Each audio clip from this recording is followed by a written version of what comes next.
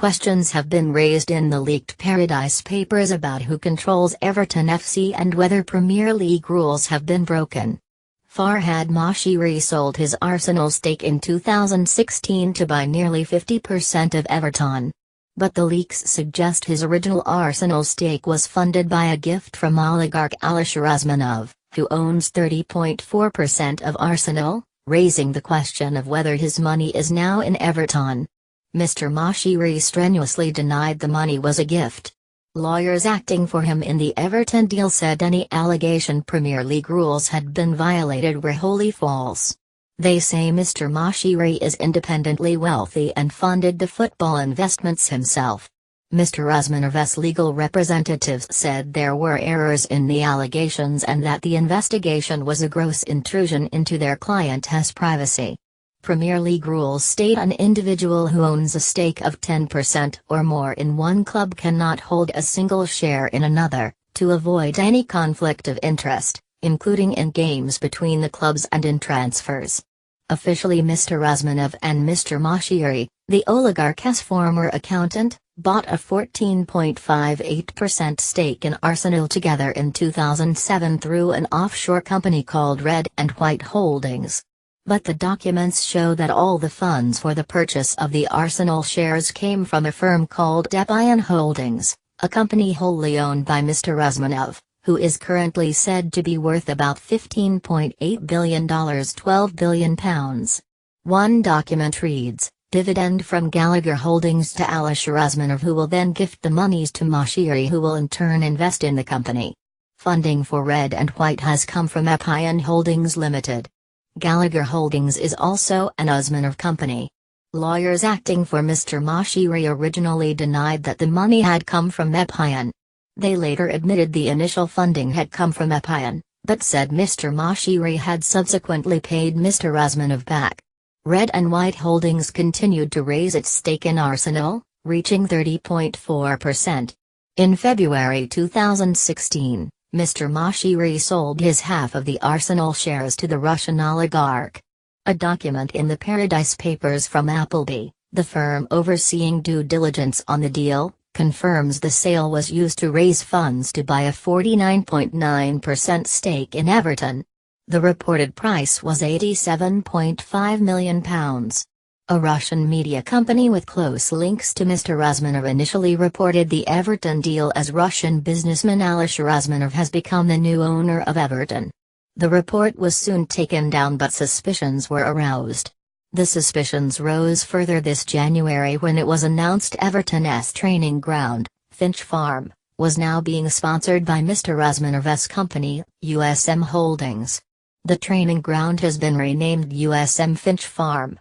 When BBC Panorama approached Mr. Moshiri and asked him whether Mr. Usmanov was in control of Everton, he asked, "Are you crazy? Have you seen a psychiatrist?" He said, "If it is a loan, you owe the money back to him. If it is a gift, it is yours.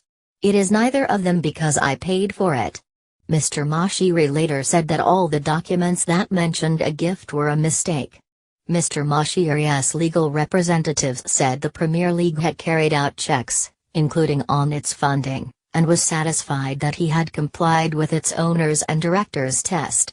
They also said that Mr. Moshiri, who is said by Forbes magazine to be worth $2.4 billion, had subsequently provided considerably more finance to Everton. Former FA chairman Greg Dyke told Panorama that a gift sounds unusual, adding, "If these papers say what you say they say, I feel sure that the Premier League will want to do their own investigations."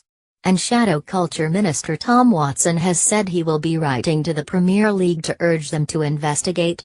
The outcome of any investigation would depend on what the two men did and what the clubs knew. When asked about the matter, the Premier League said it would not disclose confidential information about clubs or individuals. The Everton deal was administered by Isle of Man company Bridgewaters Limited. Other documents in the Paradise Papers suggest that Bridgewaters was secretly taken over by Mr. Usmanov in 2011. This is strongly denied by Bridgewaters and Mr. Usmanov. Blue Heaven Holdings, the company that owns Everton, has its registered office at Bridgewaters, and its two directors are an employee of Bridgewaters and an employee of Mr. Razmanov's company, USM Holdings. Lawyers for Mr. Razmanov said there were errors of fact and interpretation in the allegations but gave no further details.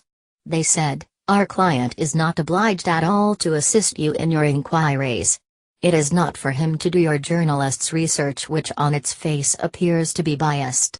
In May, Mr. Razmanov failed in a £1 billion bid to buy out major Arsenal shareholder Stan Kroenke, a move that would have left him with about 97% of Arsenal shares.